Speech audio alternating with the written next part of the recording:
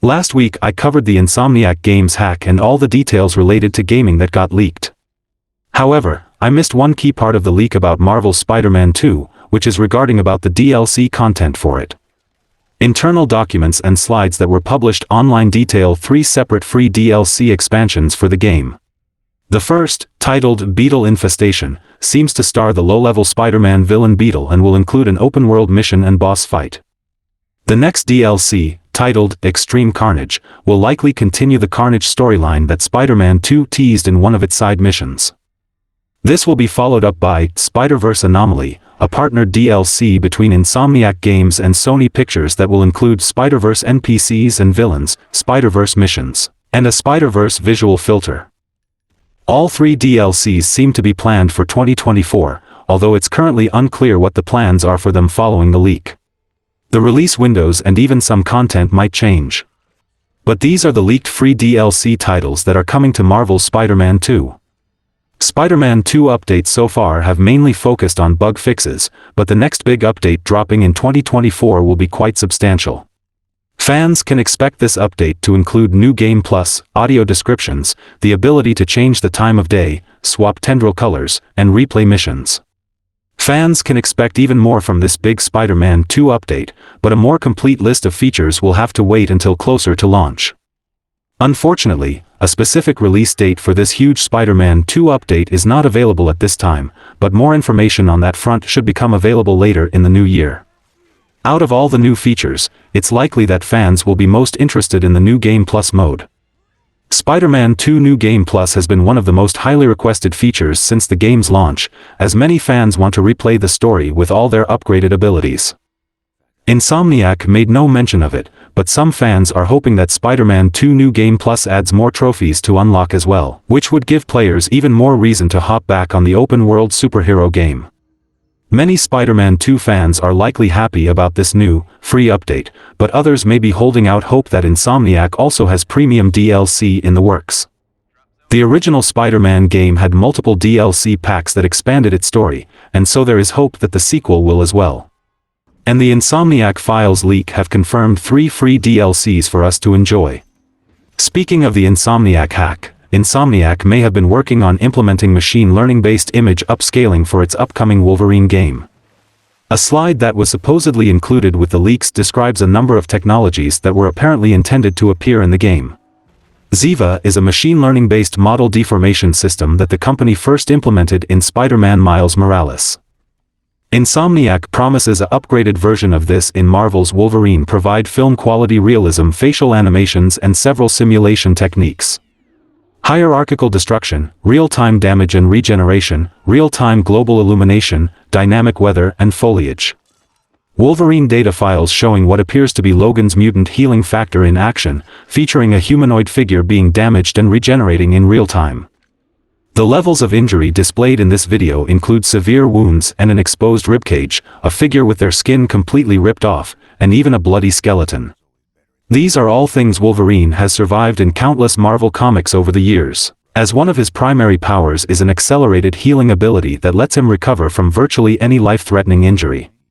Before Marvel's Wolverine, the 2009 X-Men Origins Wolverine tie-in game implemented this to much praise, allowing a digitized Hugh Jackman to suffer bone-exposing wounds, only to quickly heal once the player stopped taking damage. 60 FPS is said to be base frame rate with ray tracing and it features AI upscaling with machine learning. It is very likely the AI upscaling technique is alluding to the PS5 Pro. That means this will apply to every game that is releasing on the PS5 Pro, and will boost the visuals and performance of every game coming to the platform. It will be interesting to see how Sony's upscaling tech rivals Nvidia's DLSS tech. If you want to know more about the leaks and all the gaming information from the Insomniac hack, check out my dedicated video covering it. I don't think the PS5 Pro will be revealed at this year's Consumer Electronics show that runs between January 8th and 12th. Sony's conference is on the 8th, they are gonna speak about PlayStation and the VR2 on the show. Maybe some TV show and movie adaptation updates, and some numbers updates on PlayStation and PlayStation VR2 and other Sony electronic products like their TVs, sensors, cameras and cars. I'm gonna cover their CES 2024 presentation, but don't expect the PS5 Pro to be there. That announcement is more plausible on a PlayStation gaming showcase around the time of June to August. A new rumor from an established leaker claims that a remake for the first Metal Gear Solid game is in the works at Konami. This would be a full reimagining of Metal Gear Solid, complete with a modern graphical overhaul and revamped audio. Metal Gear Solid and its Solid Snake protagonist are some of the most recognizable names in gaming. Released over 25 years ago, the first Metal Gear Solid was a pioneer in the stealth action genre of games, and introduced a universe that still captivates fans to this day. For a long time, Konami resisted fans' requests to remake these earlier games for modern platforms. However, Konami announced in 2023 that it's working on a full remake of Metal Gear Solid 3, called Metal Gear Solid Delta Snake Eater. And fortunately for Solid Snake fans, new leaks suggest that Konami isn't stopping there. Spanish website Ariajagones reported that a remake for the first Metal Gear Solid has been in the works for years at Konami, and will become the studio's main focus following the release of Metal Gear Solid Delta. The leak claims that the remake will be available on the PS5, but not the PS4, inferring that the game is a current-gen exclusive.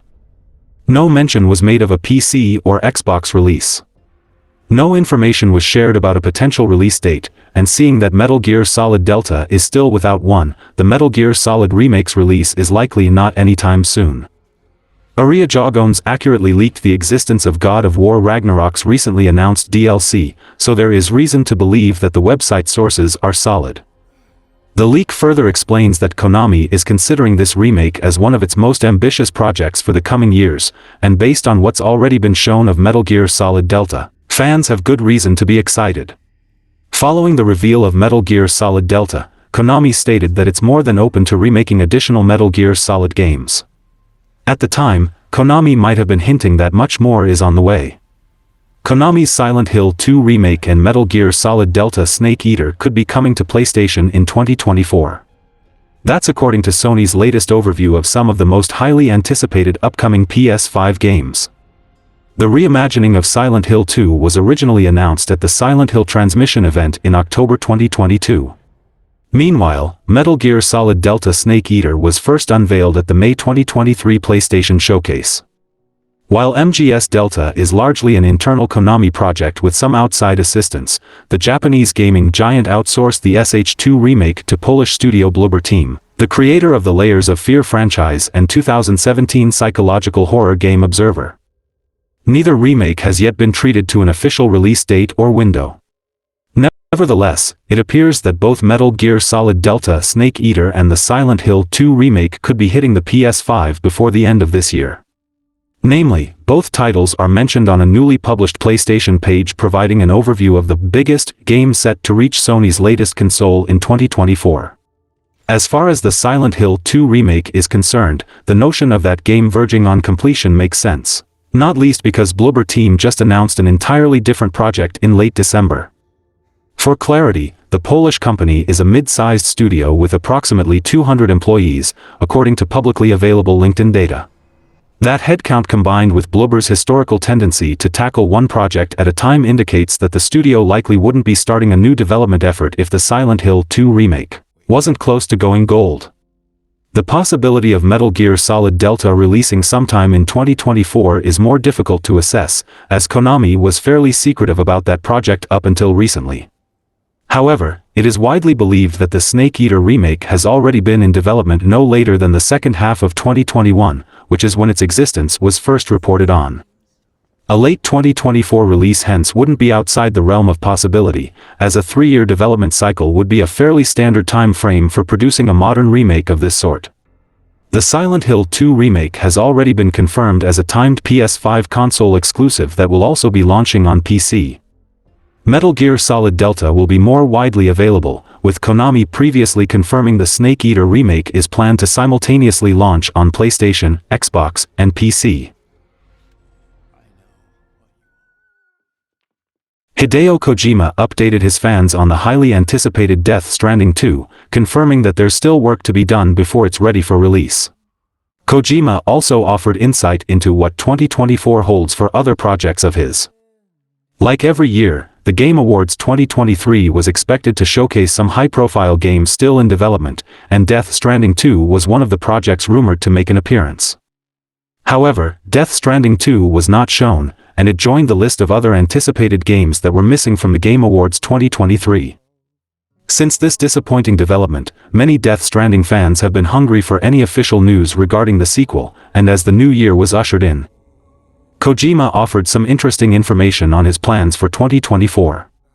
In a tweet, the game designer explained that 2024 will be a year of simultaneous production for Death Stranding 2 and his intriguing new horror game, OD.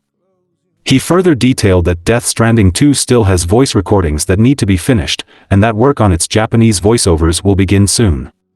While this isn't the most expansive update from Kojima, fans will likely be relieved to know that it sounds like Death Stranding 2 is nearing the end of its development. Kojima usually remains tight-lipped about his projects, so any information is probably welcome news to many fans. Kojima also explained that his 2024 will include shooting for OD, collaborating with the Avengers, his jokey name for the all-star crew that he's assembled for OD, making Death Stranding into a movie, and working on other video productions. Clearly, Kojima is ambitious, and it sounds like he has plenty of projects to fill up his 2024 schedule. Death Stranding 2's first trailer was released over a year ago now, and fans are still wondering about many of the details that it revealed. Things like Sam's sudden aging, Fragile's repaired skin, and Elle Fanning's character are just some of the questions that fans are hoping to have answered in Death Stranding 2's next trailer. While Kojima fans are excited for Death Stranding sequel, many are equally excited about his mysterious new horror game, OD. The upcoming Horizon MMORPG recently got an update, since a developer job listing cites that the game is in development for PS5, PC and mobile platforms. This new Horizon game is expected to be released in 2025 at the earliest after nearly 4 years of development. Horizon Zero Dawn marked the beginning of a successful action-adventure series for Sony and developer Guerrilla Games. The first game in the Horizon series would go on to sell over 24 million copies worldwide on PlayStation and PC platforms. Horizon Forbidden West, the sequel to Horizon Zero Dawn, surpassed 8 million copies sold as of April 2023, just over 1 year after its launch in February 2022. Reports of a new Horizon MMORPG also began to surface, as Sony expanded its efforts in live-service gaming. In 2023, Guerrilla Games brought in new hires to work on the next Horizon game starring series protagonist Aloy. Video games researcher Kotick recently compiled job listings and information regarding the new Horizon MMORPG, which appears to be in development as Project Skyline at South Korea-based studio and Sony partner NCSoft. According to a Project Skyline job listing, the new open-world Horizon game is currently in development with Unreal Engine 5 for PC and mobile platforms. The new Horizon game could be skipping PS5, as Kotick suggests that a PS5 version is not planned in the current stage of development. However, it's still possible for a PS5 version or next-gen PlayStation version to be released in the future.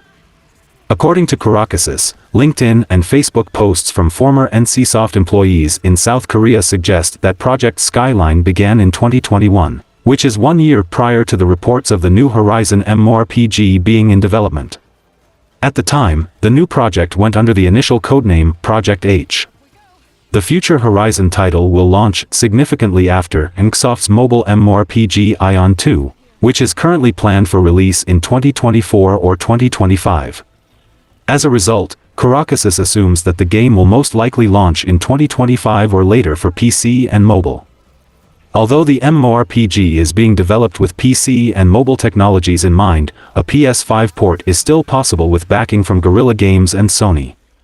The Horizon series has a dedicated player base on PlayStation platforms, so Sony may want to reassure fans that a PlayStation version will be released once more information about the new title is available. Christopher Judge has earned high praise for his performance as an aged Kratos in the most recent God of War games, but he won't be portraying the ghost of Sparta's younger self from the classic trilogy anytime soon. Before Judge stepped into the role of Kratos in 2018's God of War, the vengeful Spartan warrior was voiced by Terrence C. Carson. Also known for playing Jedi Master Mace Windu in the Star Wars The Clone Wars animated series and various Star Wars video games since the early 2000s. Throughout his appearances in the original God of War games, Carson voiced Kratos at the height of his fury as he waged an increasingly destructive war against the gods of Olympus and had more emotional touching moments in the Greek era as well. The disparity between these two versions of Kratos was brought to the forefront in God of War Ragnarok's Valhalla DLC, which saw the older Kratos come face-to-face with his past self after a grueling trek through the Viking afterlife. A few modern-era God of War fans claim Kratos was a one-dimensional character in the Greek era. That is completely false. Kratos wasn't one-dimensional at any time. Kratos has always been a multifaceted character. From combat prowess to intelligence, from empathy for his daughter to caring about others like Athena. But a few people claim that he was a raged simpleton and one-sided before the Norse saga. That's completely false. Even before the betrayal of Zeus, he only wanted his memories to be wiped out by the gods. That's why he did their bidding. You have always been more than what others saw. This is a statement from Kratos in Valhalla when confronting his past. This statement is 100% true, and also tier explanation of Kratos doing in his past also does points to Kratos being a complex and multi-dimensional character since the beginning. Go play the Greek games and don't be ignorant. So, there is a mine rant, and now back to topic. The past Kratos shown at the end of God of War Ragnarok was silent during his memorable scene, and this is likely due to Christopher Judge refusing to voice him out of respect for Terrence C. Carson's work in the original trilogy. In a brief video clip posted by YouTuber ABDBay, Judge expressed high praise for Carson's performance and stated that he never set out to match him while creating his own take on Kratos. He goes on to say that he was recently contacted for a role that required him to emulate Carson's younger Kratos, which Judge turned down because he felt it would have been disrespectful to him. Recently, insiders have started claiming that a remaster of the first 3 God of War games might be in the works for the PlayStation 5, though nothing official has been confirmed yet. Many fans have been requesting such a remaster of Kratos' classic journey through the realms of Greek myth, especially since the first 2 God of War games have only ever been re-released on the PlayStation 3. Meanwhile, 2010's God of War 3 was remastered on the PlayStation 4 in 2015. If the rumors of a remastered God of War trilogy collection are true, then fans who jumped onto the series with the more recent Norse games might have a chance to experience the classic version of Kratos as portrayed by T.C. Carson. Christopher Judge won't voice the younger Ghost of Sparta in any future God of War projects, be they a re-release of the previous games or a new prequel altogether. Recently Chris Judge confirmed that the voicing wasn't exactly asked by Santa Monica Studio and the request was by someone else. I would really like a God of War Greek Saga remake if they don't change the level design, art style and camera angles. Just add more boss fights, enemy types and varieties. Keep the others same and boost the visuals and tech to the max. I don't want the remakes to be on the style of the Norse saga of God of War, especially on the facets of level design and camera style. Persona developer Atlus has teased an unannounced title that is still waiting for an official reveal. The mysterious game was mentioned as part of some recently shared staff comments on Atlus's plans for 2024 and beyond. 2023 has been a fairly quiet year by Atlus's standards, with the Sega-owned company releasing just one new title during this 12-month period in the form of Persona 5 Tactica. On the other hand, Atlus has already planned out a fairly stacked 2024, which will include Persona 3 Reload and Unicorn Overlord, both of which are scheduled to hit the market in the first quarter of the year. Metaphor ReFantasio, the studio's first new IP in over a decade, is also set to be released in 2024. But those aren't the only projects that are currently in the works at the company, according to longtime Atlus producer Eiji Ishida. In a recent interview with Japanese outlet 4Gamer, Ishida revealed that he is currently working on an unannounced title whose release date has yet to be determined. Although the industry veteran did not elaborate on the matter, the wording of his comment implies that he is not the director of the mysterious project. For reference, Ishida directed a number of past Atlus titles, including Shin Megami Tensei Strange Journey, Tokyo Mirage Sessions FE Encore, and Soul Hackers 2. The unannounced game mentioned by Ishida could end up being the mysterious Project Asa that's been rumored for a while now. Described as a party-based Persona spin-off, this title was last mentioned in a mid-November report narrowing down the release window of Persona 6. On that occasion, known Atlus insider Midori suggested that the company was planning to both announce and release Asa sometime in 2024. Midori also believes that Atlus is currently working on yet another Shin Megami Tensei game that's connected to SMT5. That title is an ostensibly even better fit for what Ishida's latest comment could be referring to. Namely, any SMT project at Atlus was historically handled by the company's oldest development division and Ishida's own unit, Team Maniacs. Meanwhile, a Persona spin-off such as Asa would nowadays fall under the purview of P Studio, which has been in charge of the subseries since being established in 2006. P Studio is also the unit that's currently working on Persona 6, whose existence was originally confirmed back in summer 2021. However, according to recent reports, Persona 6 isn't planned to hit the market before 2025. Speaking of Sega, the executive producer of Ryu-ga Gotoku Studio, Masayoshi Yokoyama, has teased fans regarding a new Like a Dragon announcement in 2024. 2023 was a strong year for Sega's long-running franchise. With a remake of Like a Dragon Ishin that was released earlier in February followed up by the release of Like a Dragon Gaiden: The Man Who Erased His Name. A side story focused on Kazuma Kiryu that ties him into the narrative of Yakuza Like a Dragon. 2024 is also looking to be a strong year for the Like a Dragon series with the release of its 8th mainline game, Infinite Wealth. Like a Dragon Infinite Wealth has both Kazuma Kiryu and Ichiban Kasuga teaming up as the game's dual protagonists, with both of them being tied up into a criminal conspiracy in Honolulu, Hawaii. Like the previous entry, Yakuza Like a Dragon, it builds upon the classic JRPG mechanics, featuring unlockable classes and party members. While Like a Dragon, Infinite Wealth is launching this January, it might not be the only Like a Dragon game that will be spotlighted in 2024. In an article published by Famitsu, several Japanese game creators were asked about their ambitions for the upcoming year. Staff from Sega were among those who were asked about their 2024 plans, including Ryu-ga Gotoku Studio's executive producer. Masayoshi Yokoyama expressed not only excitement for the upcoming Infinite Wealth, but also to hopefully make a big announcement in 2024. This is my 4th year as the Year of the Dragon. I am very happy to be able to release my newest title, Ryu-ga Gotoku 8, in such a year. I am looking forward to the release of the game, and I hope to make another big announcement in 2024. Please look forward to the year 2024 from Ryu-ga Gotoku Studio, says Yokoyama.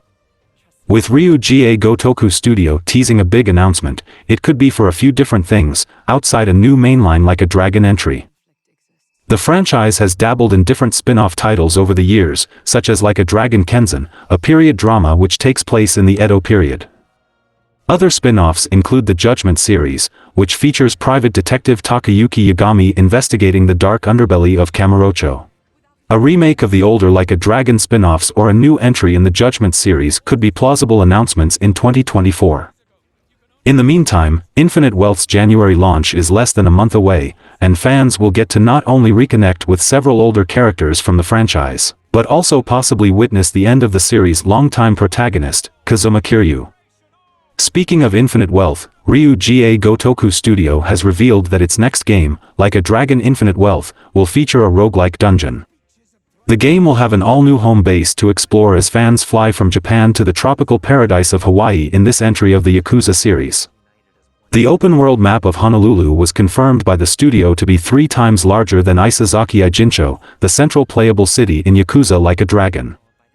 Infinite Wealth promises to be one of the largest in the series, not only in terms of map size but also playtime, as there will be a number of returning minigames in the game. The announcement of a new type of dungeon for players to engage in adds to the already packed list of activities, such as fan favorites like shogi and karaoke, that the latest Like a Dragon game will have. There will be new additions that the studio teased back in October at the Xbox Partner Preview Showcase, where it was announced that Infinite Wealth would be receiving an island creation mode, Dondoko Island. This new activity will have players swim on a dolphin to the new destination, where they can not only customize the entire island but also make friends with the characters living there. Ryu-ga Gotoku Studio announced on Twitter that it has updated the Like a Dragon Infinite Wealth website to give fans a look at some of the new features that the new title holds. Players who enjoy the roguelike genre will especially be pleased as the studio revealed that the game will have an all-new dungeon that will change every time they enter. In addition to the introduction of this new dungeon, the studio also revealed a new weapon customization system where players will not only be able to create them but also enhance them in order to get even more diverse weapons befitting an RPG. The summon feature from Yakuza Like a Dragon, Pound Mates is also making its return in Like a Dragon Infinite Wealth. The system has received an upgrade, taking it from just being a one-turn summon that could heal, apply buffs and debuffs, and even damage enemies to now also having the option for the characters to fight alongside players as party members for a few turns. Now, a PR Times article that Jamatsu translated is reporting that Infinite Wealth will bring back the mode featuring Sujuman, who are dangerous individuals that can be found throughout the new map that is 3 times the size of Isazaki Ijincho. Ichiban Kasuga will sometimes be able to recruit a Sujuman after fighting them in order to build a team of 6 to take on a tournament held at the aptly titled Sujuman Stadium. There are other ways to recruit new Sujuman, such as battling them in limited time raids and even using a luck-based mechanic in the form of a gacha spot. These Sujuman will have different types and affinities, with Ichiban being able to strengthen and awaken them to improve their abilities, which will eventually cause them to evolve. In addition, the article revealed that Ichiban will be getting an exclusive job in addition to his hero class in Infinite Wealth, called the Sujumancer, which will allow him to summon a Sujuman in regular fights. The class will get stronger with the more Sujuman Ichiban recruits and trains, which will then, in turn, provide him with various attacks like the Spicy Breath skill. Sujuman will not only train on Dondoko Island but can also help restore it by participating in activities like planting crops, which will then help increase their bond with Ichiban. With these new features and upgrades, Like a Dragon Infinite Wealth is shaping up to be one of the studio's most ambitious titles. From fan-favorite minigames to what seems to be a heartbreaking story involving Kazuma Kiryu, the entry promises to have players engrossed for hours when it releases next year. A Tokyo-based games industry consultant claims that Nintendo's next Switch console will be somewhat similar to the current Switch, and will be closer to an upgrade rather than an entirely new evolution. The next Switch is heavily rumored to be released this year, and other important factors, like its price, were speculated on as well. The individual behind these leaks, who has leaked accurate Nintendo news in the past, also predicted that Nintendo will announce the Switch 2 by the end of March this year. Although this is probably exciting news for Nintendo fans, this is still just speculation at this point. However, an industry insider recently shared his thoughts as well on Nintendo's next console, and the details are quite interesting. As part of a GamesIndustry.biz interview, Dr. Sirkin Toto provided some insight on the Switch 2. Toto is the CEO of Kantan Games, a company that provides consultancy on the Japanese games industry.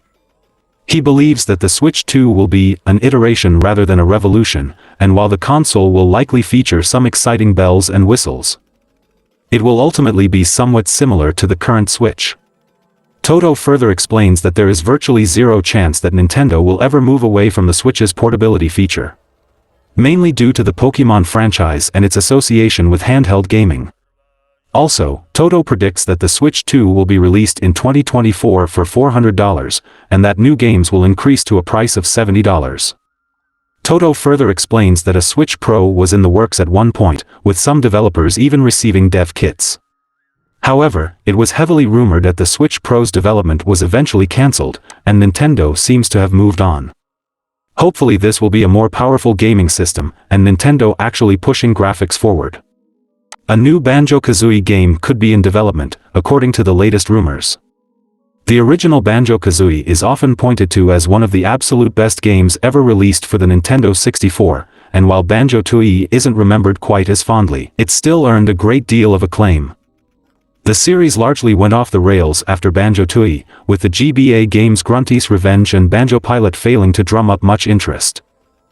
In 2008, Rare released Banjo-Kazooie Nuts and Bolts, a bizarre new entry that took the focus away from traditional 3D platforming and put it on building vehicles to complete various objectives. While there appears to be more appreciation for Nuts and Bolts nowadays, many would agree that it simply doesn't do a good job of filling the void left by its predecessors. Unfortunately for fans, the Banjo-Kazooie series has been dormant since Nuts and Bolts, though there have been occasional rumblings of a potential revival. The latest hint fans have gotten that Banjo-Kazooie may be making a comeback comes from insider Nate Drake on Reset Era. In a forum post, they claimed that the new Banjo-Kazooie is an active project that got the green light in early 2022. Nate Drake didn't provide any further details about what the new Banjo-Kazooie game may entail, so at this point in time, its genre, developer, and potential release window are all mysteries. Like with all rumors, fans should take these claims with a grain of salt, though it's worth pointing out that Nate Drake has proven to be a reliable source of insider information in the past. Not only that, but head of Xbox Phil Spencer himself has teased that Banjo-Kazooie could one day make a comeback, stressing that the Xbox team hears Banjo fans. This isn't the same as an official announcement, of course, but it does inspire confidence that fans will one day get a new Banjo-Kazooie game. If a new Banjo-Kazooie does materialize, it will be interesting to see which developer handles the project. The obvious choice would be for Rare to make the game, but it's currently busy with its Sea of Thieves live service game and the new IP Everwild.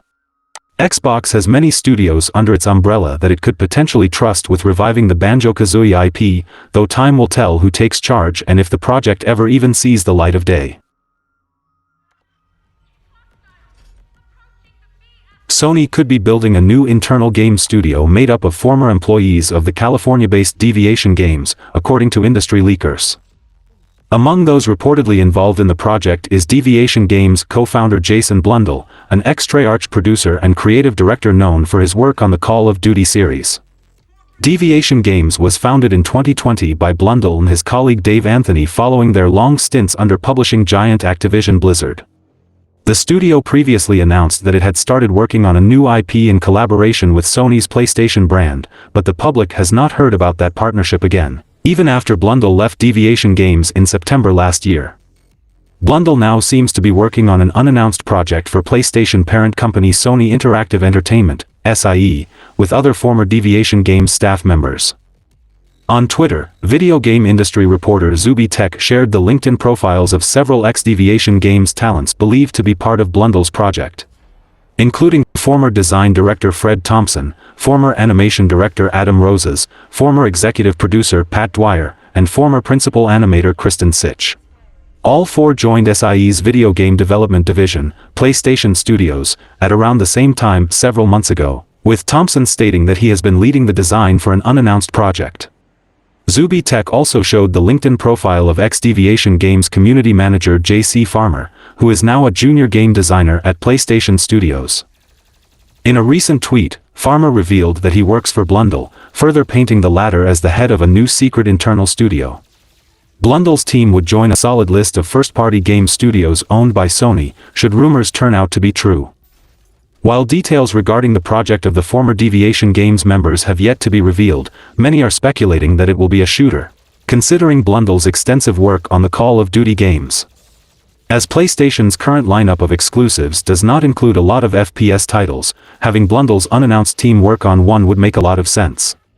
Sony's decision to create a new studio tasked with pumping out shooters would be a continuation of the company's efforts to bolster its media offerings. PlayStation bought out Bungie, the legendary studio behind the Halo and Destiny franchises, for $3.6 billion last year in a bid to enter the live service games market and strengthen its multi-platform presence. In April, PlayStation also bought Firewalk Studios, a developer that is currently working on a live service game for the PC and PS5. Cyberpunk 2077 developer CD Projekt Red said that it is not interested in being a part of a larger gaming firm. That's according to VGC, per a Parkiet interview with Adam Kaczynski, who transitioned from CEO to Chief Strategy Officer as of January 1st. Kaczynski said, "We have worked our whole lives to get to the position we have now, and we believe that in a few years we will be even bigger and stronger. We have ambitious plans and we are passionate about what we do. We value our independence." He also addressed whether CD Projekt Red would instead acquire any gaming studios for itself.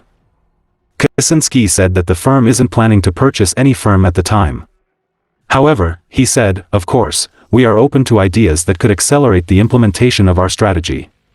Back in September 2023, CD Projekt Red announced that Cyberpunk 2077 sold over 25 million units since its 2020 launch. Cyberpunk 2077 Phantom Liberty continues to sell amazingly, having surpassed 5 million sales as of December 31, 2023, CD Projekt Red has announced. The developer's latest update further underlines the fact that Cyberpunk 2077 Phantom Liberty has been a massive sales success since its release. Initially launched on September 26, Cyberpunk 2077 Phantom Liberty debuted to excellent reviews and widespread praise from the fandom. The immensely positive buzz surrounding the game's first and only DLC helped it hit 3 million sales during its launch week, as per CDPR's previous disclosures. That strong commercial momentum continued over the following months, with CDPR saying as much in its latest social media update. Taking to Twitter on January 4, the Polish studio revealed that Phantom Liberty sold over 5 million units as of December 31, just 5 days following its 3-month release anniversary. For added context, Cyberpunk 2077 Phantom Liberty hit 4.3 million sales in late November, meaning that the expansion managed to add another 700,000 units to its lifetime sales tally over the final month of 2023. CDPR's previous sales update revealed that Phantom Liberty had an attachment rate of approximately 20%, i.e., that 1 in 5 owners of the base game had already bought the $30 DLC 2 months into its release. The fact that Cyberpunk 2077 reached its lowest ever price on both PC and consoles twice over the final weeks of 2023 did help boost the reach of its sole expansion. The same can be said for the Ultimate Edition of Cyberpunk 2077, a self-explanatory re-release that hit the market on December 5. While that number pales in comparison to the game's PC and current-gen console sales, it's still an impressive figure in light of the game's infamous launch that was crippled by countless technical issues on the PS4 and Xbox One. CDPR, for its part, repeatedly vowed not to replicate its past mistakes moving forward, promising that the Cyberpunk 2077 sequel codenamed Orin will be in a much more polished state at launch, whenever that might be. In another sales update, Dave the Diver sells 3 million copies. Mintrocket's breakout hit launched in June 2023. Bobby Kotick will resign after more than 30 years as CEO of Activision Blizzard. In a formal announcement to employees, the executive said he would be leaving on December 29. Kotick said, "Perhaps the most important part of my job has been to help bring talented people together, provide the best resources possible, and foster an environment that encourages inspiration, creativity, and unwavering commitment to excellence. I cannot adequately express the pride I have in the people who continue to contribute to our success and all those who have helped throughout my 32 years leading this company." He added that Activision Blizzard could not be in better hands, acknowledging Microsoft's role following its acquisition of the Call of Duty maker. "We'll see how that goes." As reported by The Verge, in an internal memo sent to staffers, Microsoft Gaming CEO Phil Spencer said, "The leadership teams for Activision Publishing, Blizzard, and King will remain in place, with no changes to the structure of how the studios and business units are run. However, there will be a few changes primarily at the Activision Blizzard executive level." Spencer said that Activision Blizzard Vice Chairman Thomas Tipple, Chief Administrative Officer Brian Bulateo, Chief People Officer Julie Hodges, Chief Legal Officer Grant Dixon, and Chief Financial Officer Armin Zerza will stay through March in order to wrap up the company's transition to Microsoft. Spencer added that Humam Sakhnini, Vice Chairman of Blizzard and King, will be exiting from the firm at the end of December.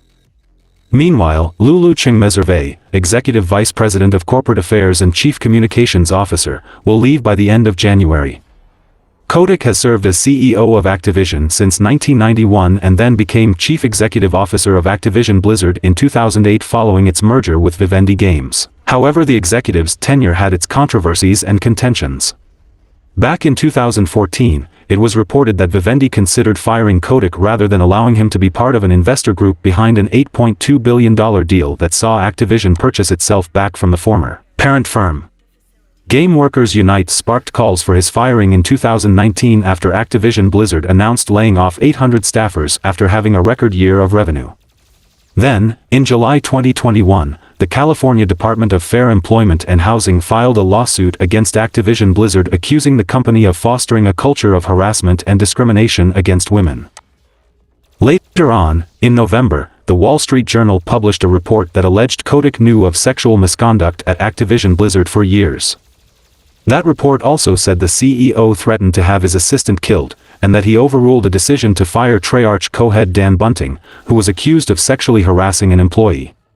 The day after Microsoft announced its deal to acquire Activision Blizzard in January of 2022, it was reported that Kotick was expected to step down once the deal was finalized, taking with him a $390 million payday from his shares in the company. Jill Braff has been appointed as head of studio for ZeniMax Online Studios and Bethesda Game Studios.